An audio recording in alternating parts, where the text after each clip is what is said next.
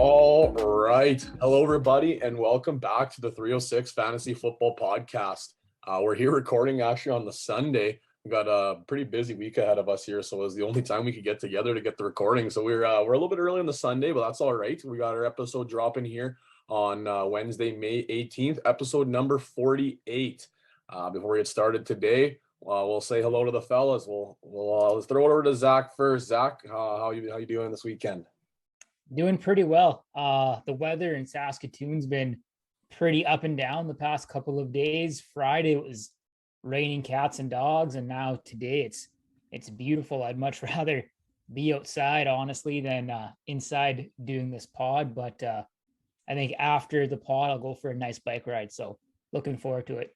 Absolutely. And Armin, how about yourself? How's the weekend treating you? Oh, not too bad. Coaching basketball this weekend. Had the Junior Husky Prairie Classic this weekend, and it was a fun time. 4 games in 3 days, and I only had 7 players this weekend, so they were gassed by the end of the last game. It was it was wild. Yeah. Oh man, never ends. Just when does club season end? Actually, like basketball, it seems like it just goes forever, but that's because obviously high school season and then club right after. But how long does club go? Next episode, I'll be done. 2 more weeks. Nice. Then you can start enjoying the summer too. Yeah, have a few brewskis on the deck, enjoy life a little bit more, yeah, and then have another baby come. Yeah, then you're even more busy. Yeah. Yeah, I had a good weekend. I had my buddy put together a stag for me this weekend, so I had all my buddies come down to PA, and we went and did some golfing and watched some playoff hockey yesterday. So it was kind of a nice little weekend, and kind of just forget about work for a little bit and have a little bit of fun with the guys. So that was nice to be able to do that. But now we're here talking a little bit of football. It's actually we talked about football quite a bit on the weekend. I was like, yeah, it's throwing some ideas around, and I got a few guys might have heard my hot take before I even put it on the docket here. So we talked about it a little bit here this weekend, but we'll get there. So just a real quick, just a reminder, if anybody's still looking for 306 Fantasy Football hat, we have a few remaining here, just about sold out, but we have a handful left. So if you want a hat, reach out to us on social media and we'll be able to arrange that for you. And the hat's $35, just a reminder. I know they're on social media there, but just a friendly reminder that we are getting low in stock. So if you want to get yours, we have to come and get it quick. We'll do little insiders and headliners here, and then we'll not much to talk about, but just a couple things. I've just been handed an urgent and horrifying news story.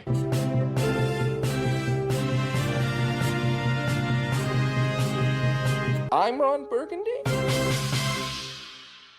2 things to talk about today. The first one we're going to talk about Jerry Jeudy, wide receiver from the Denver Broncos.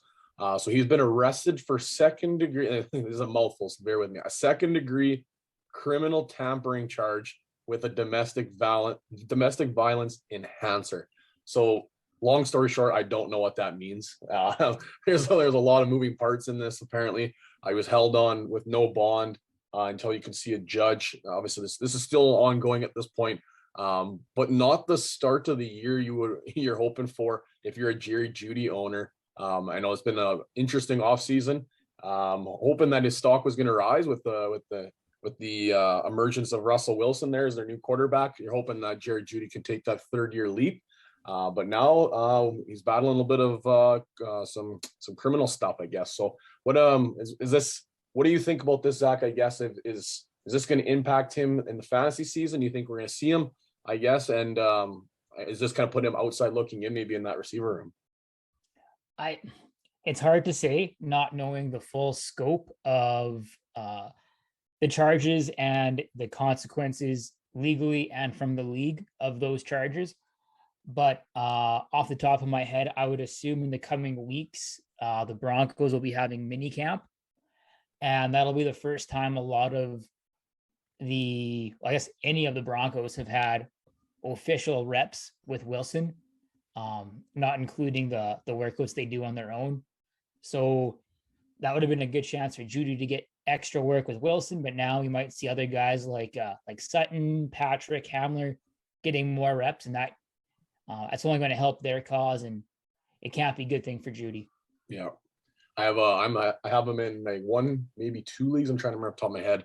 And oh man, as soon as I saw it, I was just like, man, no, because it was a weird, like, he went up and down. Like, he didn't have a great year, obviously, this past year. So his value had really plummeted quite a bit. And then all of a sudden, oh man, here we go. You know, Russell Wilson time. It's gonna have a Cooper Cup type breakout possibly, you know. And yeah, no, I'm obviously not as optimistic here. It's as soon as you hear domestic violence, the league hands out a pretty hefty suspension when it comes to domestic violence. So I mean, it doing a little bit of reading, it didn't sound like that was like, it wasn't like a domestic violence charge. It was to do with the fact that it was, and then how it categorized. I don't know. It's very bizarre. But if you're an owner, you're gonna be holding your breath, because you know we don't know what to expect. But the second piece of news here I'll talk about, I'm gonna let Armin tee this one off here, because he actually made a trade right after this trade happened. Wide receiver Bryan Edwards and a 7th round pick were sent to Atlanta for a 5th round pick. And then Armin went out in one of our dynasty leagues and traded for Bryan Edwards right after. So maybe we'll let Armin talk about this one. Well, the funny thing about this one is I wanted to trade back in our league there. I was at a spot where I had 3 guys in my mind, and I was like, well, if I can trade back a few spots, that'd be great. Then I don't have to make the decision and someone else can make it for me. And this showed up in my inbox with Edwards and just 2 picks later, which was perfect. I was like, that's the best spot I could end up in when I have 3 guys on my mind.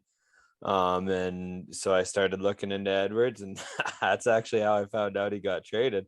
You know, going to the Falcons, I saw that, and then I looked closer at it. That makes them the biggest receiving core in the NFL, I think, or one of the biggest.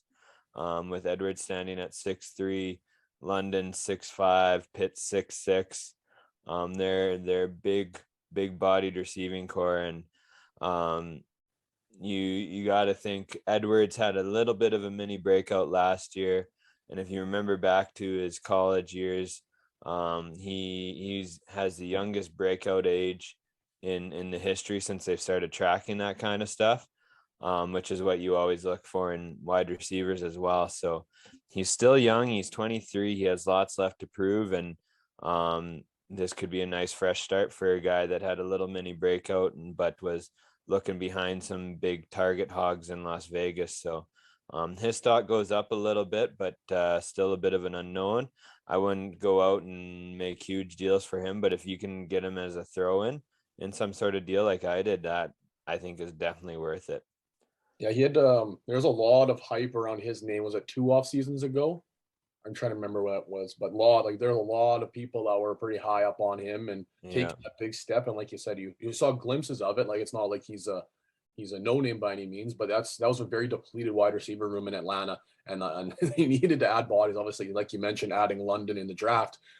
There's still a lot of question marks there in that receiver. I think that Zacharias or whatever his name is, and can't even off the top of my head, can't even remember who else was even in there. Like, it was so Auden Tate is there now. Yeah. Like, it's a whole bunch of new no names, like you said, and he probably is the 3rd option behind London and Pitts, but Atlanta doesn't have a good defense, or hasn't for the last few years, so you got to think they're going to be playing behind, throwing the ball a lot, and there should be targets available. Yeah, and I do like the fact too, because like you said, he's the 3rd guy, maybe possibly in targets, which I do agree with. But you're still, at the same time, you're still trying to figure out what they're going to be doing with the Q situation, right? And none of these guys have played with the quarterback, so it's easy. You know, it's kind of like in Denver, nobody knows who the one's going to be, right? Yeah, and we could guesstimate that it's going to be Pitts or it's going to be London, just because obviously the draft capital and the size, right? But who knows? Quarterbacks like who they like, and he could easily just leapfrog in to be the one, right? Look at what happened with Cup last year, right? Everyone thought it would be Woods, and turned out to be Cup. Yeah, what was that, Zach? What about this? Consider Marcus Mariota, the presumed, at least to start the season, QB1 in Atlanta, played with Bryan Edwards last year, maybe even possibly the last 2 years in Oakland / Las Vegas. So that's right. They might have a little bit of baked in chemistry that's maybe being slept on, understandably being slept on a little bit, but maybe in a month or two during training camp, that might be a good starting spot for him. Yeah. I actually kind of forgot about that. That's a good point. Yeah, that's probably widely overlooked by a lot of people. So good point. But this is gonna be a little bit of a shorter episode this week, which kind of works out well for us just because of how busy we are. But just because the episode is this short doesn't mean we don't have the same sponsorship. And obviously, talking about sponsors, 22 Fresh. Very, very thankful for 22 Fresh jumping on board here. I've mentioned this before. If you take a look online, you can see that they have their spring stocks coming out right away. If you're down in Regina, you can get down to 22 Fresh as well and check their storefront. They actually got a really unique store down there. I'm actually at a conference in Regina at the end of the month, and I'm going to try and make my way down to 22 there and maybe try and grab a couple extra things off the shelf. I know I love my hoodies, but I'm going to try and snag a hat and maybe a t-shirt too. So 22 Fresh, I'm sure you're very familiar with it. If you're not, take a look on there. They have pretty good social media. They post all their stuff on there as well. But it's a nice sports athletic brand with a really comfortable and snazzy looking attire. So find yourself down on 22fresh.com, or you can find them in Regina as well. So thank you very much. Our major sponsor, 22 Fresh.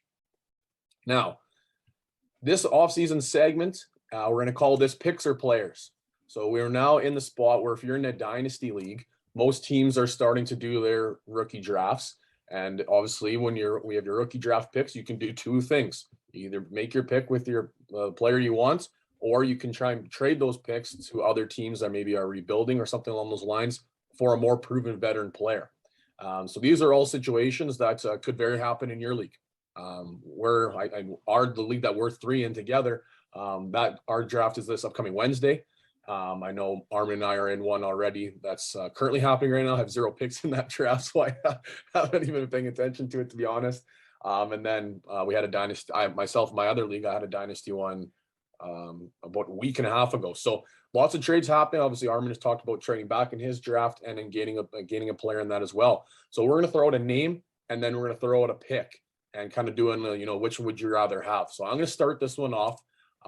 With this one, and this is actually an interesting one. I'm trying to maybe talk this into fruition. I'm very curious on what you guys think. In my one league, I have the 107 pick. So 7th overall pick. And I'm thinking 107 or Mike Evans, wide receiver from the Tampa Bay Buccaneers. Zach, you want to take a poke first? Sure. Is this you don't have to tell me what league this is, but just what does your team look like at this point? I think that really impacts this decision. My team is young but good. I actually just missed a league. I just came off the championship.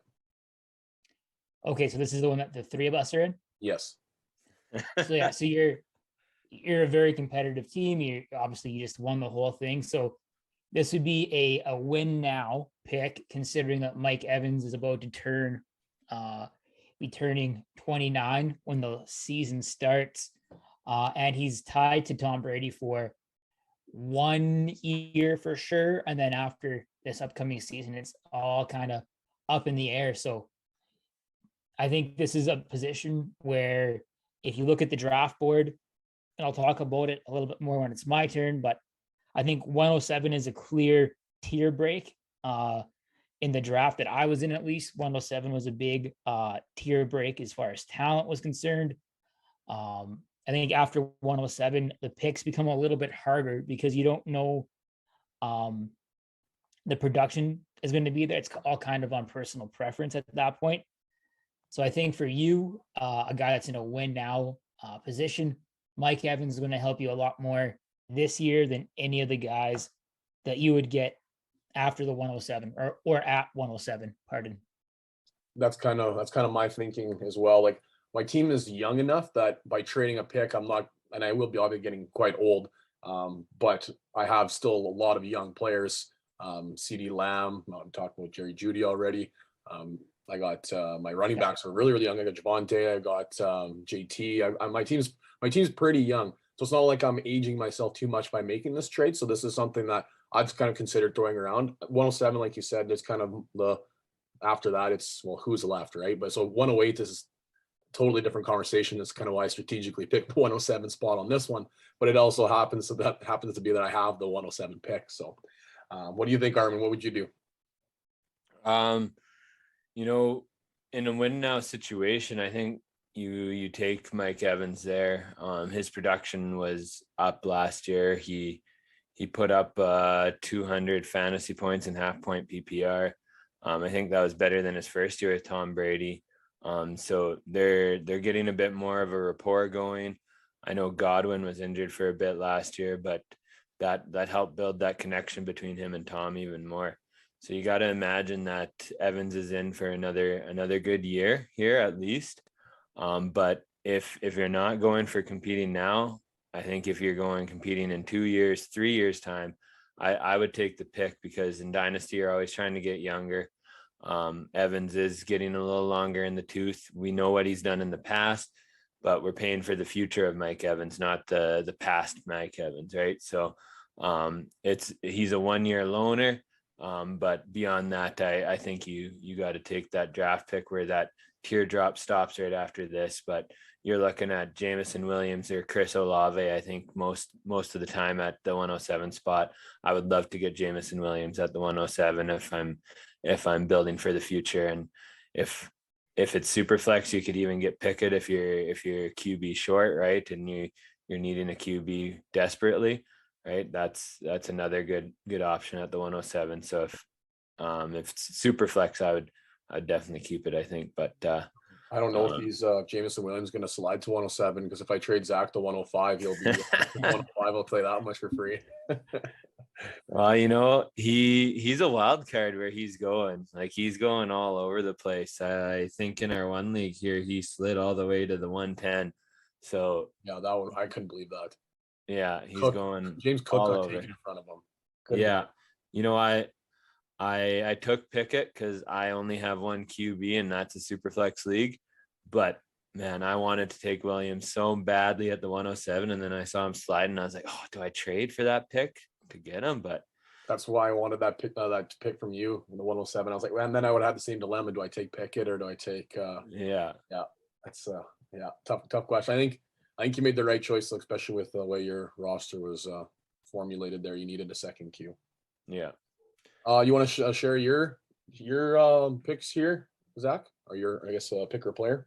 Yeah, sure. So great minds think alike. I said 107, the same pick as you, or Hollywood Brown, the new receiver for the Arizona Cardinals. You want to go first there, Armin? Yeah, this one is tough, actually. The Mike Williams one, like, there was an if or then kind of situation going on with us there.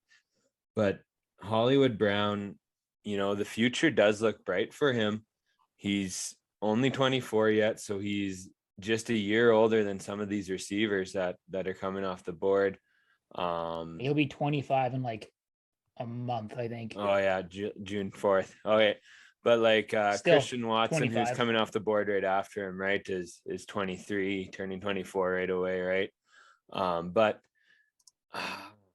I think I am leaning towards keeping Brown, and I think even if you think those guys have the bigger future, I think he'll have a great season with the Cardinals this year. I really believe it. And I think then you sell him even higher afterwards, because he's young enough yet that you can get a lot of good years of production out of him if he continues with what he did last year with the Cardinals, or even builds on it, right? And yeah, this is a tough one. It's not even one of those ones where it's like, oh, you know, age is not really a consideration in this point, right? Like, you say it could take him a year or two to get set up in that offense, but it's going to take a rookie a year or two to get set up in the offense too, right? And we talked about a little bit before, I think on the last episode or 2 episodes ago. I think it must have been on the last one, because we talked about, obviously, the trade happened during the draft. But there's that collegiate relationship already between Kyler and Marquez Brown here. But 107, you're probably getting Olave. and they just traded for, or they just picked up, sorry, not traded for, Landry. up Landry. Yeah. I think I would take Brown. I think I'm gonna take Hollywood Brown here. I think he's talented enough, like kind of like Armin was mentioning, and yeah, Hopkins is getting old. Ertz is kind of getting old. Obviously, they drafted the replacement tight end position there, but I think I'd go Brown. I think I'd take Brown here. And you already kind of know what you got with Brown, right? You know, he's a pretty good wide receiver too. He's not gonna. I don't think he's ever gonna be the wide receiver one. But he's got those, especially in like a best ball league. He's one of those players you really like to have because he's got those boom weeks, right? He's kind of like Mike Williams in LA. I kind of like those kind of guys, those big performance type guys. So I think I'm going to keep Brown in this trade. What if I could guarantee you guys that Chris Olave or Dotson or Pickens or Watsons or Sky Moore was guaranteed to get 65 receptions, about 790 yards and 7 TDs? That change your mind?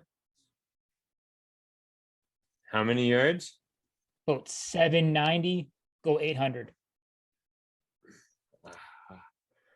I think I might still try and keep Brown there. No, I would go the other way. Yeah. I would go the other way. You're gaining a few extra years from age. Like I'm looking at Brown's stats last year. Oh, sorry, that's the wrong player. My bad. See, I'm banking on Brown breaking 1,000 yards this year and more TDs because that's a more potent offense. Yeah, you only had 6 TDs last year. 1,000 yards, 91 receptions. I think I would go the other way. I think I'd go the other way. Interesting, because those 3 stats are the 3-year average of Hollywood's career so far. He's improved significantly each year, and I think I agree with both you guys. Brown's turning 25 in a pretty electric offense, an offense that's going to pass the ball more, I think, than Baltimore has or will continue to. And I think after that 107, the draft is always a crapshoot, but at 107, the dartboard gets a little bit smaller because now you're looking at guys that might not be in the perfect spot or guys that aren't perfect prospects. So I would definitely agree with both of you guys and favor Hollywood Brown. Oh, and that's back to back now. We've dealt the picks and kept the player. See what Armin's got for us here. Armin, let's hear yours. All right. I almost went 108, but then you guys both did 107. And I was like, I got to change it up a bit. So I went higher up in the draft. I went 103 or Aaron Jones. And so at that 103 spot, you're looking at probably Kenneth Walker or one of those top end receivers, whichever one you view as the best of this crew, right? So it's, do you want that RB or do you want the choice of RB or receiver? And an RB that is getting a little bit older, might have a few good years of production yet left. I'll go first here, Zach, if that's all right. Go for it. I'm gonna take 103. I think if it's funny I say that because I would like to have Aaron Jones on my team. I still think with the vacated targets from Devontae Adams, somebody's gonna have to take those, and I think he's got an opportunity to take a jump, but he's still in that significant timeshare. Obviously, with your guy there, Armand, your favorite running back of all time, AJ Dillon. So that's Nick Chubb. Dillon's number 2. Sorry, number 2 in your heart, also. So you're still in that committee. So at best, he's getting 50% of the work. Where at the 103, you can go with a guy like Kenneth Walker that he's in a bit of a committee too, but I think he's going to come on top of that committee where I don't think there's a point where Dillon is going to not overtake that RB room. Then 103, I like London a lot. If he was still there, the chances of him going 102 is, I think, just as likely. But if he's 103, I would be taking Drake London because I like London a lot. So see, that's why I kind of picked this one. Is it's tough because you might not necessarily get your guy right with how the 103 is falling. Yeah, I think if I'll make this even more complicated. If London's there at 103, I would take the pick. If London goes 102, and then I'm probably looking at one of the other wide receivers that I think are not as good as London, or if I'm looking at Kenneth Walker, then I'm contemplating it where I might take the player because I know what I'm getting there, right? But he's maybe has 1 or 2 more years of productivity, and that might be two might be a bit of exaggeration, but I'll make my answer more complicated that way. What do you think, Zach? Yeah, this one's a little bit trickier, I think. Like we have mentioned before, has had a really good string of years here. Last year, just a shade over 800 rushing yards and just under 400 receiving yards, but still had 50 receptions. So all those really go well together in a PPR league. But you said 103, so you have to assume that you're not a very good team. And as somebody that's had a lot of orphans in dynasty leagues, I know all too well what it's like to have a poor team and being saddled with older players. While they may be good, they're not going to help you in the future when your team is ready to compete. So if I earned the 103, I would certainly take the pick and pick a player. Probably wouldn't go Walker. I would say most people would lean London, Wilson, or Burks. I would be inclined probably to take Williams. But that's, again, that's kind of your preference, right? Of who's there and who's available for you. But if, say, I was a competing team and I was able to make a trade earlier, and then I had the 103 and I was going for it this year, a lot like Mike Evans, Aaron Jones is a good win now piece, I think. I'm looking at his 2021 stats. Like he had a down year in comparison to the 2 years prior, especially in the rushing yards. He only had 799, so you can say 800 for argument's sake. And then receiving, he had 391. But I'm looking at right now is the MFL projections. They're projecting him over 1,000 yards rushing again, and then another incline to 500 yards receiving, which would be his most receiving yards in his career. So I think they're kind of thinking the same way as we were talking there, that those vacated targets, somebody's going to have to catch the ball. So I guess to add another layer to this question is, do you believe in Aaron Jones taking another step forward? I guess is part of that question. I would think it's more likely Dylan takes a step forward over Aaron Jones, but. Yeah. So is he going to surpass 800 yards again? I guess that's the question you got to ask yourself, because there's a lot of running backs that you can take the gamble on that's going to get 800 rushing yards. That's not going to cost as much as Aaron Jones. What do you guys think about the possibility of Green Bay having 2 RBs on the field often and maybe one running out of the slot more often than most teams might normally do, with who they have as their weapons, and Jones and Dylan kind of almost being the best of their skilled players? So you'd want to have them on the field.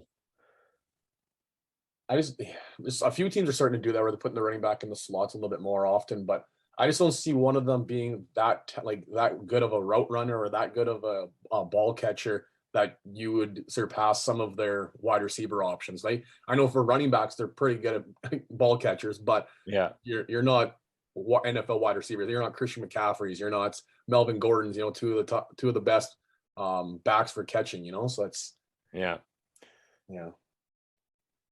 It's a tough one. Hunt lines up in the slot, just to throw that out there. All right, we'll go to the next one here. Or Wes, did you share yours, Armin? I'm thinking I'm keeping the 103 at this point. I like Walker a lot. I'm high on him, and if I don't get him, then I'm getting my pick of the litter of the wide receiver. So that's where I sit on the 103 there. Okay, I'm gonna go with my last one here, and this one I'm going for the pick 105.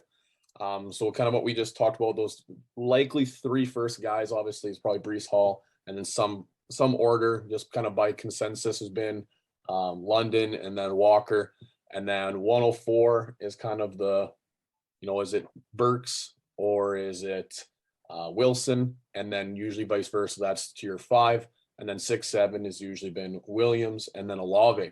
So this one is pick 105, so it's kind of the remaining of the 3 big wide receivers, or if Walker falls down to 105. So in this example, you can think to yourself, it's either maybe probably Wilson or Burks at the 105, or Devonta Smith. Devonta Smith had, I'd say, a pretty good rookie season last year, but now obviously in a offense that doesn't pass the ball that much, and now with the emergence or the addition, of AJ Brown in the wide receiver room. I actually had this similar discussion with a coworker actually on Friday. His ceiling is capped. He's studying. He's still going to be pretty good, but he doesn't have that possibility of a huge monstrous week just because they don't pass the ball that often. So Devonta Smith or the 105. I can take this one. Unless there's like a really big slide and London is there at 105, I'm probably just going to take Smith. I think we know what Smith can do, and he is probably the same, if not very close to the same age as all of these guys. So I'm taking Devonta Smith. No need for me to overthink this. Yeah. He's still only 23. He's he knows the quarterback, knows the offense, and chances are he's only going to improve upon the 64 receptions, 916 yards, 5 TDs he had last year. And now he's not going to be the primary target in Philadelphia. That's probably going to be AJ Brown. So I actually think that helps his cause. So I would take Smith over the 105. Well, let's make this interesting than the 102. Drake London's available. 102. Let's make this interesting. Okay, you know what? I'd probably take Devonta Smith, I think. Still take him? Yeah. Ooh. Yeah, because like we've said, we don't know what we're going to get out of these rookies. And I think we know what we're going to get out of Devonta Smith. I do think Hurts is a good NFL quarterback. I like what he brings to the table, both from a passing game and certainly from a run game perspective. So I think the Eagles are in a position where if they don't like him, they could draft one of the top 2 rookies next year in the draft. So I think Smith is in a position where he's going to have a good quarterback, regardless if it's Hurts or someone else. So I'll take Smith. What about you, Armin? What are you doing? I wasn't a huge Smith. I was the opposite of a Smith truther last year. His stock has risen in my books from last season, the way he was playing, seeing him able to play at the NFL level. AJ Brown coming in is kind of a good complementary player to have with him. So that raised his stock a little bit as well. But I'm looking at these guys and it's still tough for me, even though I wasn't high on him, but he's in a good offense, or should be a good offense this year, and hopefully build on his 800-yard campaign from last year. But Garrett Wilson is rising. I've seen him rise to 102 even. So then that starts making me think maybe I would get London, Burks, or Walker, who all 3 of those guys I'm quite high on. And you know what? I think I'd roll the gamble here and take that pick and hope for Drake London, who's only 20 years old right now, or Kenneth Walker, who I think is going to be a great RB at the NFL level. And if it doesn't turn out and I end up with Burks, I'd still be happy with Burks with all those vacated targets from AJ Brown. If it ends up with Wilson, then shoot, I should have bet it all on red instead of black. Hey, Zach? The only wide receiver I think that I would trade Smith for is, I think, London. I'm very high on London. I also like the big body wide receivers, which is kind of ironic that I took Smith, because that's not usually the type of wide receiver that I like to target in rookie drafts. It was just, he kind of fell to me in my lap in the rookie draft last year, and it was like, oh, well, I guess I'm taking Devonta Smith. And it's not that I don't like the player. It's just I prefer the big body type guys. He is a very good route runner, and he creates great separation that way, so he doesn't have to rely on size, obviously, because he has no size. Can't really rely on that. But I'm in a situation where I talked about this on the last pod there. I have AJ Brown and I have Devonta Smith on the same team. So it's really unfortunate because now I capped myself one way or the other, right? I'm not going to start them both. They don't throw the ball enough to be able to start both of them. So I'm in a situation now where I'm going to try and move one of them just to try and give myself an ability to capitalize on value, right? They both carry great value. AJ Brown quite a bit more than Devonta Smith, I would say for sure. But I got to capitalize on the value and get some assets on somewhere else I can put in my starting lineup, because I'd be hard pressed to put both of them in my starting lineup. At least the ceiling of my team would be capped in that situation. So that's kind of why I picked Devonta Smith, just because it's a situation where I'm going to try and move on from one of them just because of both being in Philadelphia. But Zach, you want to do your next one? Sure. So I did 201, or fantasy football's most controversial player on Twitter, Gabe Davis. Gabe Davis, 23 years old. And he's finally now, presumably at this point in time, in a position in Buffalo where he can be one of the top two targets. This will be his first year where he's able to possibly ascend to a starting or close to a every down role. So what do you guys think? 201 or Gabe Davis? You go first there, Armin. I want to hear what you have to say. Oh, wait. 201 or Gabe Davis. So that's the 11th pick.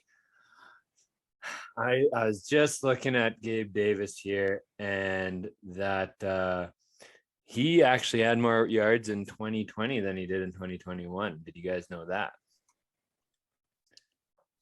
No, but it kind of makes sense though, because last year Sanders came in, right, for 1 year. Yeah. Only difference of 4 receptions. He had 39 in 2020 and he had 35 in 2021. Yeah. So he didn't make a huge leap, but I'm looking at who would be available there. And, you know, besides maybe a dart throw at Christian Watson, who is the same age as Gabe Davis and hasn't played in the NFL yet, but is linked to Aaron Rodgers, I think I might be leaning Gabe Davis here, where he's a second to Josh Allen, a younger QB who's going to be around a little bit longer. Whereas Rodgers, you don't know how much longer he's going to be around. So Christian Watson, even though he might have an incredible rookie season, his sophomore season might not be nearly as good as his rookie season. So, yeah, I'm looking like you, James Cook, Rashad White, David Bell, Damian Pierce, maybe George Pickens. Like those are the types of guys that are going to be right around that 201 spot. Yeah. None of them are jumping out at me. Like I take a gamble on them, I think, and you hope for upside, but none of them are jumping out at me like, hey, like you're a stud. And I don't think Gabe Davis is a stud, but we saw him do was it 5 touchdowns in the playoff game? Yeah. So his rookie or his breakout in a playoff game. So he's got the capability. And now there's obviously some vacated targets in Buffalo, like Zach had mentioned, and you're connected to one of the greatest quarterbacks for fantasy football. He's back to, what has it been, like 20 years or something like that since a quarterback's gone back-to-back QB1s? Couldn't tell you. Yeah. I was trying to remember the exact how long, but it's been forever.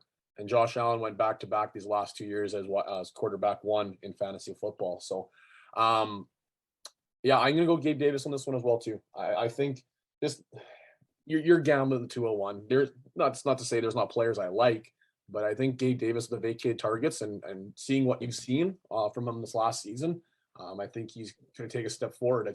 I don't think he's going to be a wide receiver 1. He's not going to overtake Diggs, but I think just in a good offense and an offense that passes the ball a lot, that's a guy that I'd like to obviously own for the possible upside. Yeah, good situation, young still, great offense. Yeah, Sanders is gone. So is Cole Beasley. So if he's able to beat out Jamison Crowder for that number 2 spot there in Buffalo, I think it wouldn't be out of the realm of possibilities for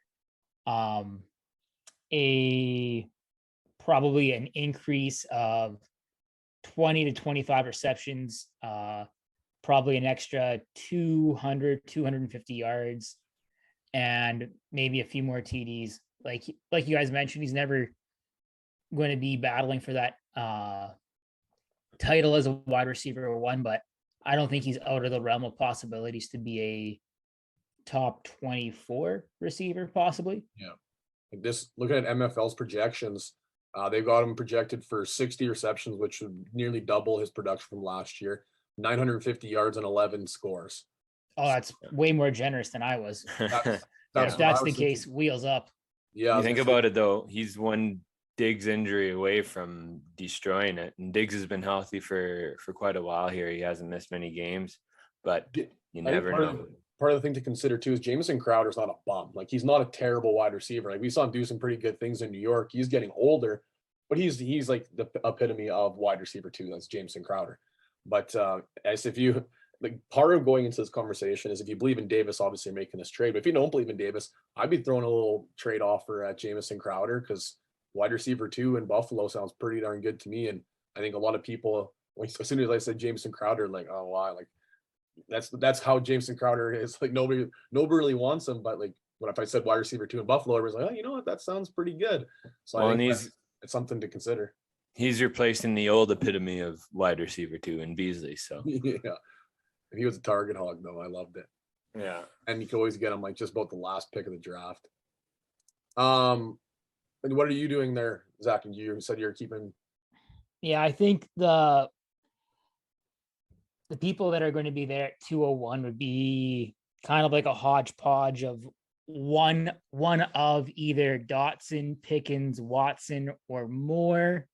And then, yeah, like the third running back off the board, either White or Cook would be the guys there that would interest me at 201. If it was Sky Moore, I might be tempted to do it, to take the pick. Yeah. I think that's because that's like the likelihood, like a Sky Moore is pegged around like that 8, 9, 10 spot, right? With those guys. So if we're banking on consistency, it'd be, but yeah, it'd be pretty nice for Sky to come down. I think Sky Moore was let's see here. He was Super Flex League that I'm in right now. He was the 12th player off the board after 2 quarterbacks. So that would put him right around a 10-team 1 QB league, I think, at the 201 spot. So yeah, be pretty darn close. Yeah, he's going a bit later in those super flex leagues. Yeah, this is the closest that you'll see the dynasty drafts there, whether it's super flex or not. They're the consistency is pretty much the same. Like you throw in one quarterback in the mix there, like, and most of the time I'm seeing them go around that 107, kind of like Armin talked about, and then maybe Malik Willis at the back end, maybe, or Ritter, you believe in Ritter, right? Depends on how high they are on them, really. Yeah. And then after that, it's pretty consistent. It's not like next year where there's gonna be 5 quarterbacks go 1, 2, 3, 4, 5 in dynasty rookie drafts. But yeah. Do you want to share your last one there, Armin? All right. I went with the 306 or Kenny Galladay. I thought this one would be interesting because this is a spot where I think you got lots of options at some dart throw guys that could turn out fairly well, but also might not turn out at all. Kind of how Kenny G's next few seasons at New York could end up. He has name value, but he hasn't done much in New York. So still hoping he does, but you never know. Some guys that you might see here, you might get Willis slide in. You might get Tyler Algier, who has the possibility of being the RB1 at Atlanta, Desmond Ritter. Some names that kind of poke out at me. Jelani Woods, tight end for Indy, that 6'7" monster of a man. Pierre Strong Jr., some dart throws, but nothing for sure. You already know where I stand on Galladay. If you look over my shoulder, it's up on the wall there. So I'm going to take Kenny Galladay. Looking, obviously, it's been it'd be frustrating owning Kenny Galladay, and we do own him. I own him in, I think, 2 leagues as well. You look back, you got to go all the way back to 2019 to see some significant stats where he went back-to-back 1,000-yard receiving, 70 receptions, 65 receptions. In that one season, he had 1,200, just about 1,200 yards and 11 scores. But that's, like I said, you got to go back to 2019 to see that, because 2020 he got hurt, and 2021 was just brutal. that whole Giants wide receiver room was terrible. I think it was the highest paid wide receiver room with the least amount of touchdowns. It was unbelievable. But he's 28 years old. He'll turn 29 during the season in November. Just, he's a big body guy. It's just, I don't like Jones, who's obviously throwing the ball, but at the same time, the dart throw, I think it's more likely that Golladay gets back to where he's been, because he's been a 1,000-yard receiver twice, than the dart throw that one of those guys in the third round is going to actually produce 1,000 yards. Like it's a dart throw. So I'm going to take the bet on talent, and I'm going to add Kenny Golladay and hope that he bounces back. And if not, at least I got one of my favorite players on my fantasy roster. So what are you doing, Zach? Yeah, if you could tell me that whoever you get at the 306 as the 26th player off the board was going to produce even what Golladay had this past year with 37 receptions, 521 yards, and no touchdowns, then you might have my interest. But I don't think you have a better chance of hitting startable production with Golladay than whoever you get at that spot. You might get lucky. You might get like a Mitchell last year, a guy that was going in the third rounds and ended up starting in San Francisco, or you could get like Dante Pettis, who flashed in the pan and then you never really see him again. So I would take my chances with Golladay for sure. Here's a little interesting thing, right? Gibson, he was a third rounder a few years ago. And name's escaping me now. I had another one on the tip of my tongue. But you talked about Mitchell. Stevenson, I believe, was going third round last year. He made some fantasy buzz, right? So it's possible. It's certainly possible, right? But it's I think there's a lot more guys that don't ever come close to 37 receptions, 500 yards than people that do. Yeah, you're throwing pennies in a wishing well at that point. Yeah. I just wanted to see if I could get any of you guys switch in here, because I'm in consensus with you guys. I'd keep Golladay. Like you said, the value there too, like he's more likely to reproduce what he did before than those dart throws that are getting in the third round. And the value there, think about it that way. If you want to trade either of them the next year, probably more likely to get value from Kenny Golladay that's higher than a third round pick if he reproduce or if he gets back to his old ways. Here you go. I will say though that 3 years ago,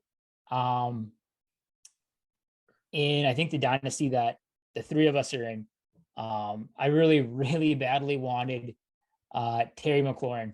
And I had in my eyes set on McLaurin for about a round and a half, and I was trying my hardest to trade into the draft to get McLaurin, and I finally got him in the fourth round. So in a situation like that, if you have like a guy that you believe in, a guy that you really, really like, then this would be a trade that would be palatable for me. But it'd have to be a guy that I have my eye on, and that's not always going to be the case, right?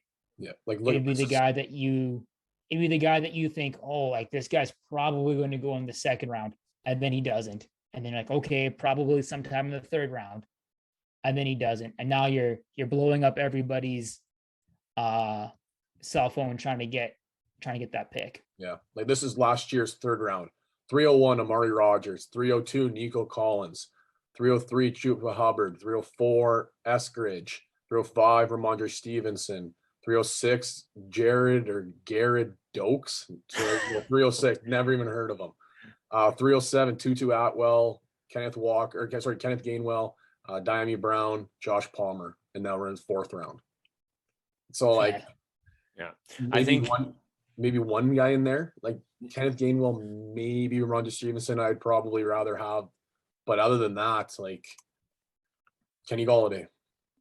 I think what Zach said is really good advice, though, with if there's a guy that you did a lot of research on and you really truly believe in it, and you would be kicking yourself if he does come out and he was amazing, and you're like, I could have had him and I knew it.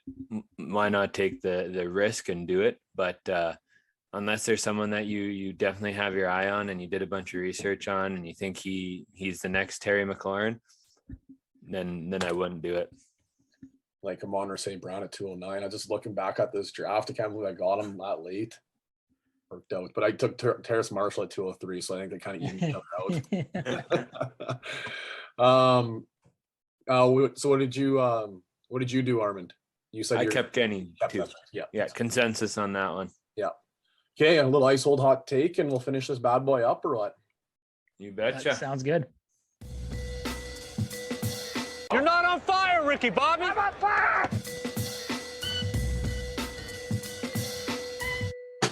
As I drop my phone. This one is it's not super spicy. It's my turn here for ice cold hot take, and it's not super spicy, but I'm going to go on record and say this. I'm trying to get him everywhere, and obviously in super flex this is a lot harder to do, and it's been nearly impossible. But I am trying to acquire him in a single Q league. I actually offered Devon, or oh my goodness, off the top of my head here, I'm blanking. Give me 2 seconds. Dak Prescott. I offered Dak Prescott and the 202 to try and acquire this guy. So a little bit of an overpay in a single quarterback league. But I was going after Justin Herbert, quarterback from the Los Angeles Chargers. And I am going on record to say that Justin Herbert will finish as the quarterback one this upcoming season. Not a QB1. He obviously is a QB1, but he will finish as the number one. Not seeing a repeat of Josh Allen. Even though his attributes of why he was so successful are very comparable to why Justin Herbert is going to be successful. They both are very good gunslingers, and they both are very mobile. And Herbert so far hasn't really broken through that ceiling of mobility.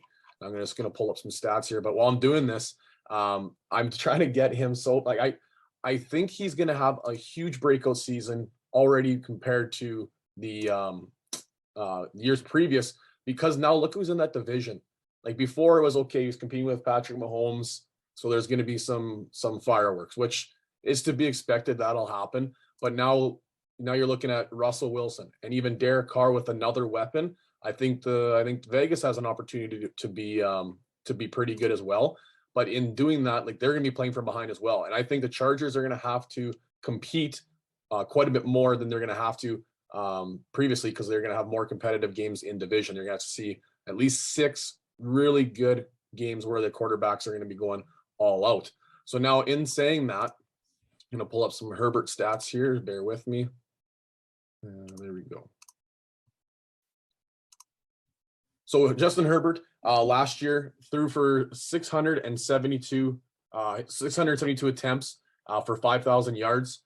And he also had 15 interceptions and rushed for 302 yards and 3 touchdowns. Now, I think if Justin Herbert will start running the ball a little bit more, because they're going to have to be a high-scoring offense, which they already are, but they're going to have to continue that, or if not, take a step forward to win in these ball games. And Justin Herbert, not only because he brings the rushing, he's also a good quarterback, but they're a team that gambles on 4th down a lot. And that's just giving you extra opportunities to score fantasy points. And a lot of times those 4th downs, there's those 4 and 2s where he might be rushing it, or they catch teams sleeping and you get those quick slants or whatever. So that's what I think. I think Justin Herbert is going to be quarterback 1. I want to hear what you guys think. Go ahead there, Armand. Hey, I